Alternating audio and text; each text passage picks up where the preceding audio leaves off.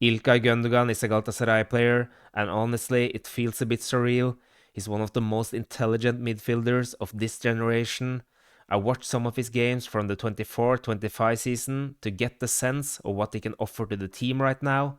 And in this video, I break down his strengths, his weaknesses, and what he can bring to Galatasaray. But before we do that, we need to look how special this signing is. Uh, Arguably two of the best managers in the past 10 to 15 years, both of them, Jurgen Klopp and Pep Guardiola, are stating that Ilkay is one of the best players they ever coached. Hansi Flick, when he was manager for Germany, said everyone listens to him and he communicates with everyone. Uh, Ilkay is just such a big character and he has won a lot. He won the Champions League in the 22-23 season, as you can see here, as a captain. He won the Premier League 5 times. He won the Bundesliga with Dortmund in their golden era. He was named Germany's Player of the Year in 2023. He was in the La Liga's Team of the Season in the 23-24 season with Barcelona. And he's not coming here finished because last season he played 3,400 minutes. Gabriel Sara played the same amount. In comparison, Mertens played 1,700 minutes before he came to us. So Ilkay I think, is going to play a lot this season if he's not getting injured. But yeah, let's look at his strengths. This is against Arsenal. Bernardo Silva gets the ball. Ilkay sees the space here. He takes a deep run. The pass is hard and difficult and is bouncing. But with Ilkay's first touch and ball control, he takes it over Gabriel, Arsenal's defender here, and comes to a really big chance. Unfortunately, he misses it, the volley here. But yeah, look at this touch, his run. It's just excellent. Here it's in the Euros. Here he played more as a clean number 10 with Havertz as a striker. He's running where the arrow is, Ilkay. Havertz gets the ball. He tries to find Ilkay here, but misses it. If he had found Ilkay here, he would have been alone with the goalkeeper. So just look at his movement there. It's so good. On Germany's first goal here, Musiala, the circle around him, got the ball. Ilkay takes a run. Gets the ball here. Again, a difficult pass. He can't control it, but he doesn't give up. And from this situation, the goalkeeper is also coming out.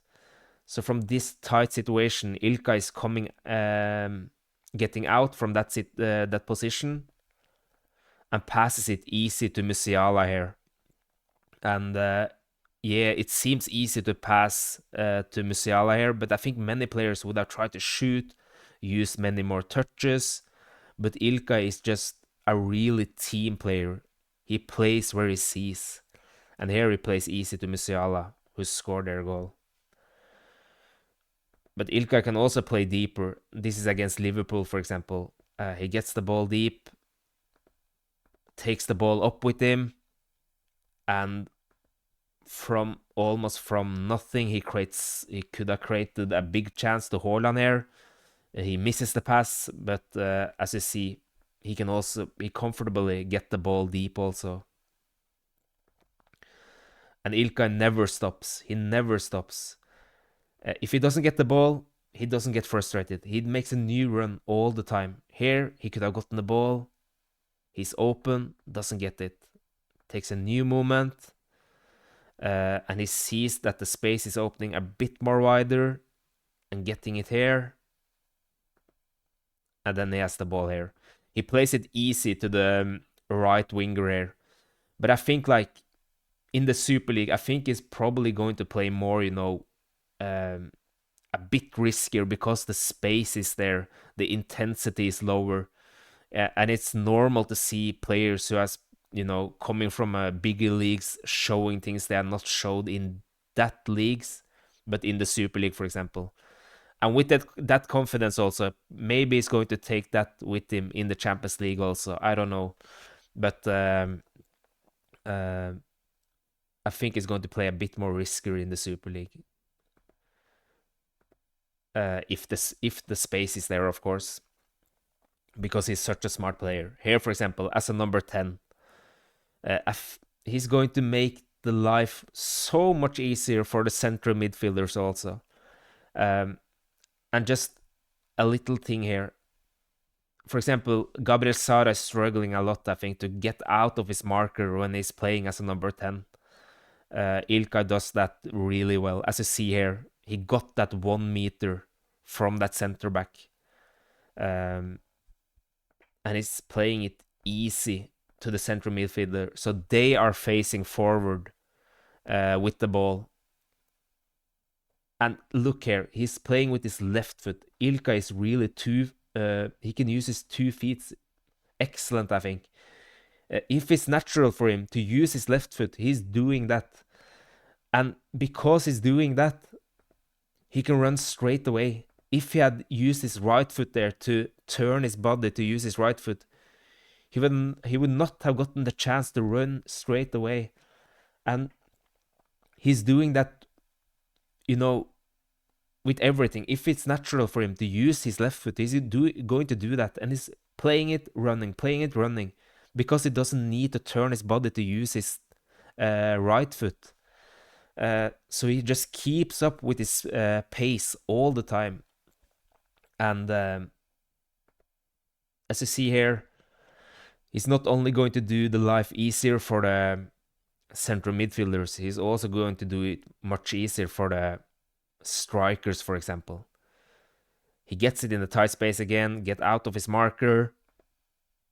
He plays it on 1 touch to Haaland here. He flips it.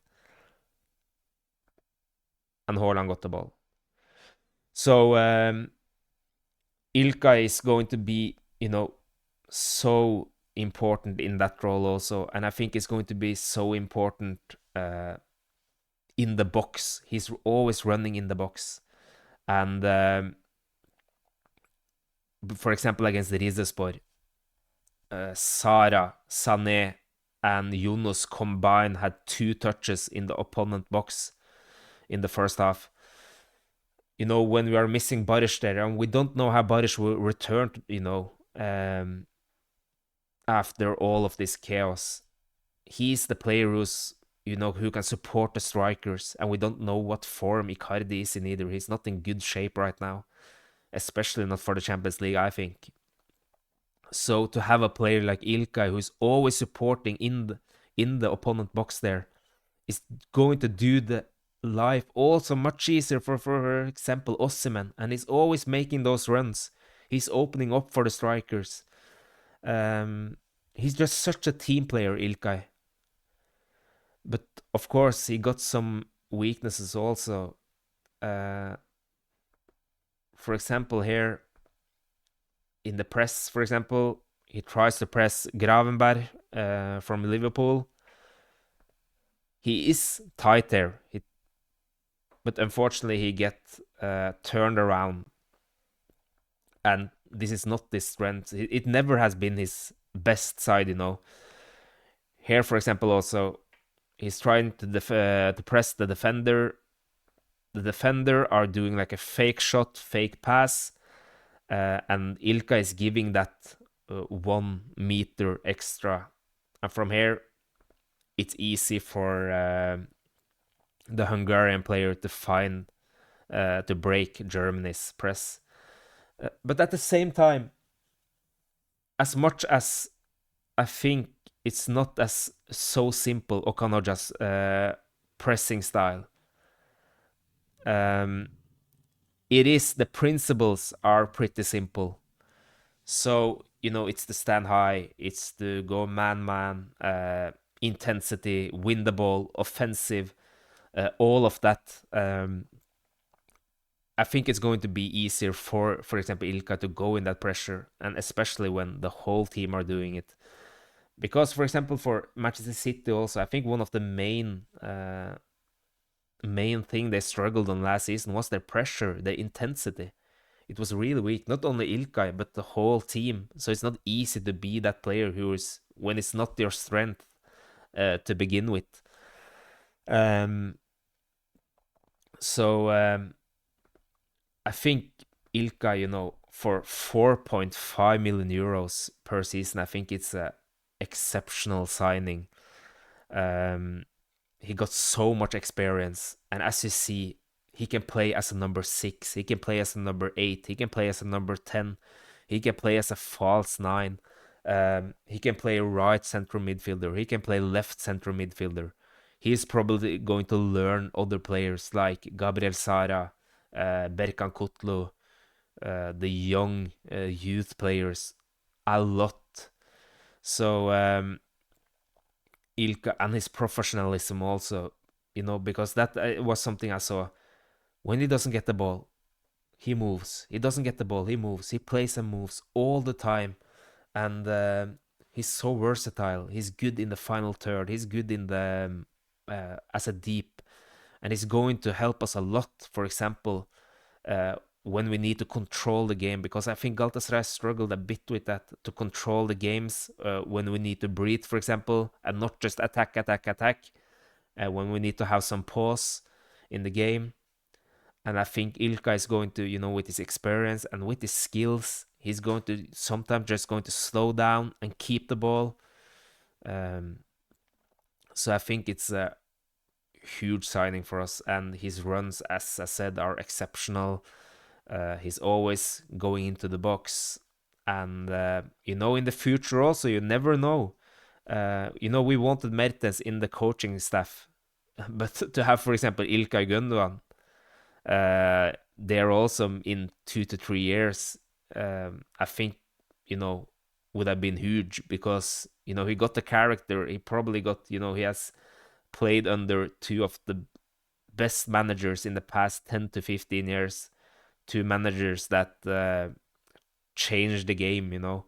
So both of them, as I said, are saying that he's one of the best players they ever coached. It's just special, and he's Turk also. He can speak Turkish, he can speak German, English. Um, I just can't wait to see him, to be honest, and he's going to bring a lot to the team. Uh, I think that was it, guys. If you guys liked it, please hit the like button and the subscribe button. And if it's something you guys think I missed, please comment. And yeah, I hope to see you soon. Bye.